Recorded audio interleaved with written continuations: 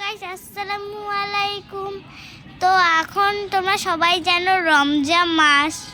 তো এই রমজান মাসে আজকে আমি আর রাফান রোজা রেখেছি। তো আমরা এখন আছি আমার বারান্দায়, তো এটারই একটা ভিডিও করতেছি।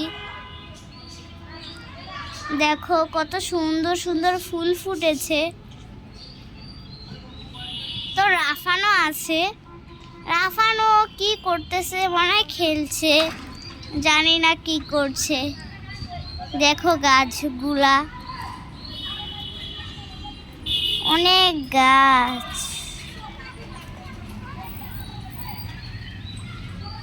এই গাছটা জানো তো, যখন সন্ধ্যা হয় তখন আপনা আপনি বন্ধ হয়ে যায়, আর যখন আবার ভোর হয় তখন একা একা আবার খুলে যায়। কত সুন্দর, তাই না?